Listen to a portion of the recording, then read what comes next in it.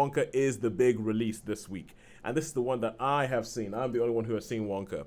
I am going to start off by saying that if there is a film this Christmas season that has more good cheer and more charm and more heart, it's going to be Going Some to beat Wonka. Now, this is a film that when I first heard about it, I mean, I I went all sort of like, film buffery snob about it. Going, oh, for goodness sake, why do we, this is just Hollywood having absolutely no imagination. Why do we need another prequel about a character? Nobody asked for this. And these are all the things that I maintained. I saw the first trailer for this and I thought, this is stupid. This is going to be a failure.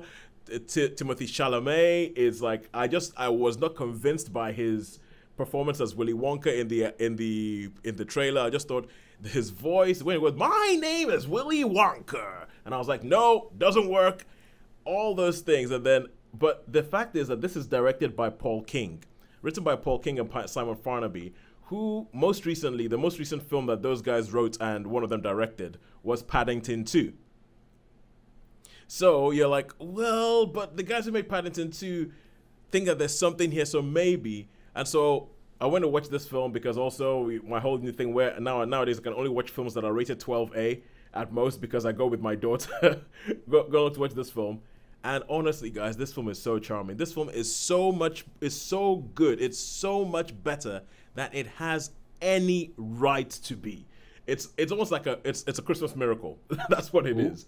That's what it is. So this film kicks off. It is a musical. Right from the word go, it kicks off with Willy Wonka arriving in an unnamed European city, which is, they very, very deliberately do not name this European city, even though it has shades of, like, sort of Oliver Twist type London.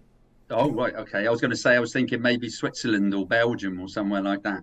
It has, like, people have said that it looks like, or there's some bits of it look a bit like Prague, bits of it look a bit like Vienna, bits of it look a bit like Venice, that kind of thing. So they've made this hodgepodge, this sort of hodgepodge Amalgam. yeah, amalgam of old timey sort of like European city.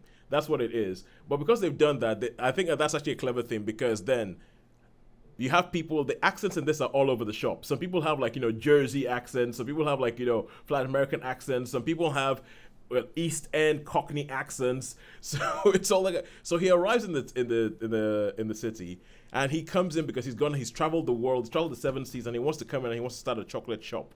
But when he gets to this place and he's going to start this chocolate shop, there's this chocolate cartel, they call them chocolate cartel, who control everybody because they have a group of chocoholic monks who live underneath who live underneath the church, who are like the enforcement thing, and they bribe everybody with chocolate because they have this endless vats of chocolate. So essentially, it's very silly. It's very, very silly, but it commits to the silliness. It commits to all that kind of stuff. You find that Wonka ends up being he meets up with Tom Davis and Olivia Colman, who are playing kind of like they're called like Cratchit and Fetchit or something like that, and so the story goes on, and he meets this group of people who help him with his scheme because he sort of ends up in a sort of like Oliver Twist situation where he gets put into servitude in a I keep wanting to say London even though it isn't it's very, very obviously based on something like Oliver Twist in a sort of East End laundry type of thing where he has to pay off for the next 10 years because he didn't read the small print of the thing he signed. So it goes on and there's shenanigans and everything like that about him trying to set up his chocolate shop and these guys who are very, very stereotypical Roald Dahl bad guys trying to stop him doing it because they just want to be nasty and they want to be mean. But this film is so full of heart. It's so full of heart, and it does that whole thing where when you're watching something and people are trying to push something, they're trying to say, you should care about this, and it just falls flat and it doesn't feel right. But this just soars. It just goes in there, and I was just kind of like watching it going, this is amazing, this is great, this is good. And there's one particular number when they start selling chocolate to people, where they jump around the city and they jump around different bits around the city. And there's a bit on the tram where Timothée Chalamet playing Wonka's head just pops up from the bottom of the frame, and just the look on his face, you're like, they've nailed the silliness. They have nailed the silliness in this. And I think everybody in the film is great. You have and there's obviously elements, because this is not an original Roald Dahl story, but it's using Roald Dahl characters. There's obviously elements where they have they've taken things from other Roald Dahl stories. So that, for instance, the Chocolate Cartel are three businessmen who don't want anybody else to have any of the chocolate in the town, which is very much like Bugus Bunsen Bean from Fantastic Mr. Fox. And then you have there's a little girl he meets called Noodle, who ends up being like his partner in crime as he goes through trying to get through everything. And Noodle's storyline is almost straight out of Matilda. And you have all these different things that they've done as nods to Roald Dahl. You have all these the things that they do that sort of not to Charlie and the Chocolate Factory. But to be honest with you, I don't think that if this film was made and there was never a Charlie and the Chocolate Factory, it would still work.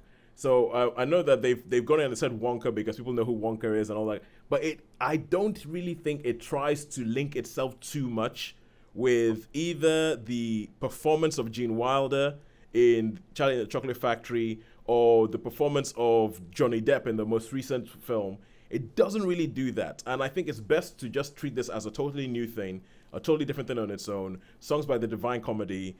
I loved this film. I thought it was brilliant, even though I had to watch most of it from the entrance corridor to the hall to the cinema because my daughter kept making noise and I had to keep sort of like running the back out to sort of try and not disturb everybody else.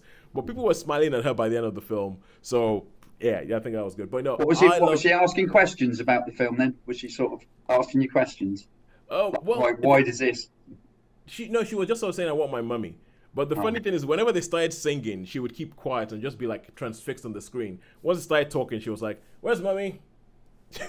and that was just me up and down for the whole film. I was like, okay, cool. Sorry. God.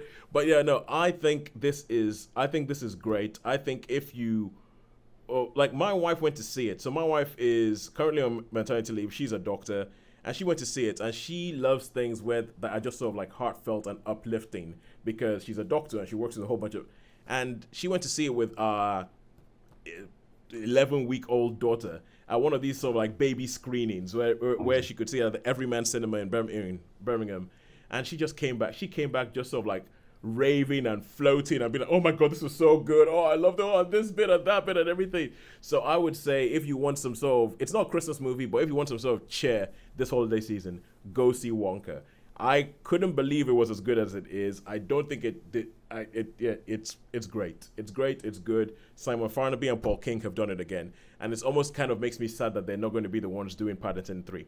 But hey, and I know I am so close to giving this thing a 5, but I don't think it's a 5. As much as I love this film, it's a 5-star experience watching the film. I think it's a 4-star film. Like, I think I was watching the film and I was thinking, this is just amazing. I'm enjoying this. They're nailing everything they're doing. Oh, and I haven't even mentioned Hugh Grant.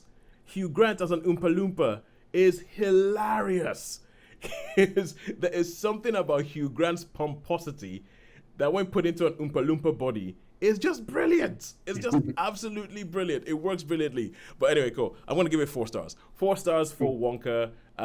Go watch it. Even if you do not like the original sort of like Charlie Chalk stuff, if you're a Roald Dahl fan, do not worry. They've done very, very well.